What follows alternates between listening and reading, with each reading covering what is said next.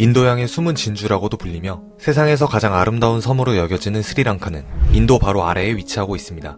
우리에게는 다소 낯선 국가일 수 있지만 이곳은 조용하면서도 아름다운 자연 경관을 뽐내고 있죠. 때문에 스리랑카는 아시아의 파라다이스로 여겨지고 있으며 2000년대 이후로 관광객이 폭발적으로 늘어나기 시작했습니다. 시간이 흘러 2018년 스리랑카는 관광 수입으로 역대 최고치를 기록하였지만 기쁨도 잠시 불과 1, 2년 사이에 경제가 바닥까지 추락하여 현재는 국가 부도 위기에 처했습니다. 올해 갚아야 할 부채가 70억 달러, 하나로 8조 6천억 원에 달하는데 스리랑카가 가진 돈은 고작 2조 원뿐이라 국가는 빚을 갚을 수 없는 상황에 직면하였습니다. 2022년 4월 12일 급기야 스리랑카는 디폴트를 선언하게 되는데 디폴트는 더 이상 돈을 갚을 수 없어서 부도가 났음을 의미합니다. 사람 간의 거래도 마찬가지지만 돈을 빌렸음에도 원금과 이자를 갚을 수 없다면 더 이상 신뢰하지 못하게 됩니다. 그래서 이 디폴트 선언은 생각보다 심각한 상황임을 알 수 있죠. 그렇다면 아름다움으로 가득한 신비의 섬나라는 도대체 뭐 때문에 이렇게 무너지고 있는 것일까요? 스리랑카의 경제 불안 요인은 많은 악재들이 겹치고 겹쳐서 벌어졌다고 할 수 있지만 우선 그 원인 중 하나로 중국의 1대1로 프로젝트가 있습니다. 중국이 계획한 1대1로 프로젝트는 아시아 대륙을 포함해 유럽과 아프리카 등 수많은 국가들과 교역하기 위해 철도를 깔겠다는 것입니다. 현대판 실크로드라고도 불리는 이 대규모 프로젝트는 중국에서부터 시작해 세계를 하나의 길로 만들겠다는 정책이죠. 1대1로 구상은 2013년 9월 시진핑 주석이 카자흐스탄의 한 대학 강연을 통해 처음 밝혔습니다. 그리고 불과 한 달 만에 1대1로 건설을 위한 각종 정책을 시행하면서 대규모 프로젝트의 서막을 열었습니다. 1대1로가 구축되면 중국의 화폐인 위안화가 국제화될 수 있으며 중국을 중심으로 한 거대 경제권이 구성됩니다.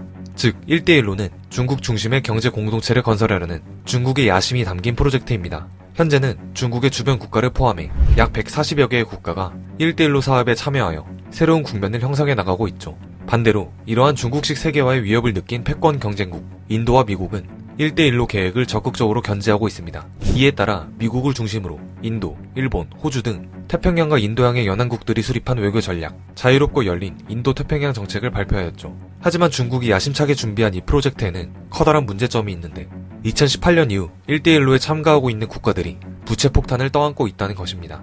1대1로 프로젝트 자체가 중국이 공짜로 퍼주는 게 아니라 중국이 돈을 빌려주고 그 돈으로 인프라를 까는 것인데 이때 조건은 무조건 중국의 기업들이 이 개발에 참여하는 것입니다. 결국 중국이 빌려준 돈은 고스란히 다시 중국의 수중에 들어오게 되고 반대로 1대1로에 참가하는 국가는 막대한 부채를 껴안게 되는 것이죠. 심지어 처음에는 저금리로 선뜻 돈을 빌려주던 중국이 나중에는 태도를 바꿔 6%대의 고금리를 불렀으며 몰디브의 경우 최종적으로 연 12%의 이자가 결정되었습니다. 때문에 현재 중국의 프로젝트에 참가하는 개발도상국들은 생각보다 더 많은 빚을 떠안고 있으며 스리랑카 또한 이러한 부채 늪에 빠지게 되어버렸습니다. 다시 말해 많은 국가가 경제 발전을 위해 참여한 것이 오히려 경제의 발목을 잡는 독이 되고 있는 것입니다. 주요 외신과 전문가들은 1대1로가 글로벌 경제성장이라는 당초 취지와 달리 중국의 고리대금업 수단으로 변질됐다고 지적하고 있습니다. 불과 몇 년 사이에 참가국들이 바르던 차이니스 드림이 무너져버렸죠. 2019년 그동안 관광업으로 먹고 살았던 스리랑카에게 또 다른 비극이 찾아오게 됩니다. 바로 스리랑카 부활절 테러 사태입니다. 2019년 4월 21일 부활절인 날에 스리랑카의 최대 도시 콜롬보를 비롯한 전국 8곳에서 동시다발적으로 폭탄 테러가 발생하였습니다. 이 사건은 스리랑카 내의 교회와 고급 호텔이 표적이 되어 발생하였으며 교인들을 대상으로 한 종교적 테러로 여겨지고 있습니다. 사실 예부터 스리랑카는 70% 이상이 불교로 구성된 국가입니다. 과거부터 수백 년 동안 스리랑카는 포르투갈과 네덜란드, 영국의 식민지 시절을 거치게 되는데 이때 스리랑카를 지배하던 서구 세력은 불교와 이슬람 등 타 종교를 탄압하고 기독교를 강요한 적이 있습니다.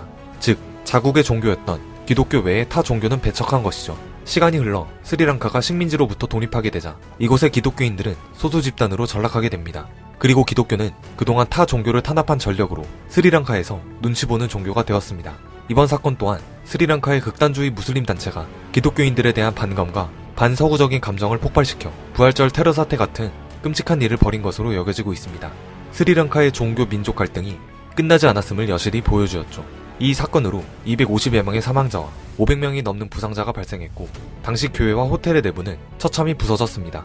전 세계에 안타까움과 충격을 준 이 연쇄폭탄 테러 사건으로 스리랑카를 찾는 관광객은 급속도로 감소했으며 거기에 코로나19로 국가 간의 교류가 끊기게 되면서 스리랑카는 극심한 경제 침체를 겪게 됩니다. 여행관광협의회의 통계에 따르면 스리랑카는 국내 총생산의 10%를 관광산업에 의존하고 있었는데 이 사고로 여행객이 급격히 감소하면서 20만 명이 실직자가 되었다고 합니다.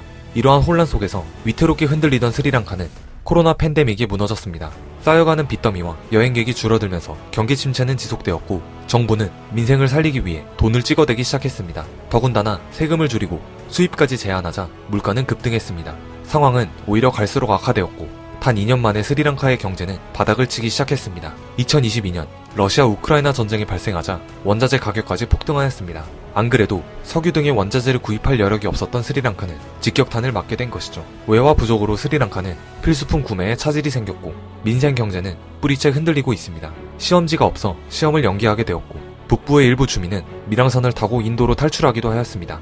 전력난을 겪으면서 스리랑카는 지역별, 시간대별로 돌아가면서 단전을 시행하기 시작했는데 하루 총 1시간에서 5시간 수준이었던 단전 시간은 이제 13시간까지 늘어났습니다. 불이 꺼진 어둠이 스리랑카를 뒤덮게 되었죠. 현재 스리랑카에서는 고타바야 라자팍사 대통령과 그의 형 마힌다 라자팍사 총리를 필두로 라자팍사 가문이 정권을 완전히 장악한 상태입니다. 형 마힌다는 2005년에서 2015년 동안 집권했던 전 대통령이었으며 현재는 그의 동생이 이어가고 있는 셈이죠. 일각에서는 라자팍사 가문이 사실상 독재체제로 스리랑카를 통치하면서 경제 상황은 갈수록 악화되었다는 지적도 나오고 있습니다. 스리랑카 국민은 대통령의 퇴진과 안정적인 삶을 요구하기 위해 바깥으로 나왔습니다.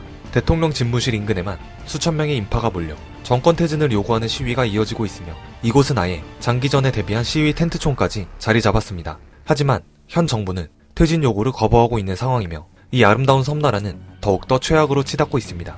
스리랑카 정부는 일단 IMF로부터 구제 금융을 받기 위해서 협상을 시작할 예정이라 하며 중국에게 돈을 일부 제공받은 상황입니다. 현재 스리랑카 정부는 인도와 중국의 도움의 손길을 요청하고 있으며 당분간 경제난에서 헤어나오기는 쉽지 않아 보입니다. 끝으로 연이은 악재에 무참히 무너지는 상황에서 스리랑카가 위기를 잘 견뎠으면 하는 바람입니다.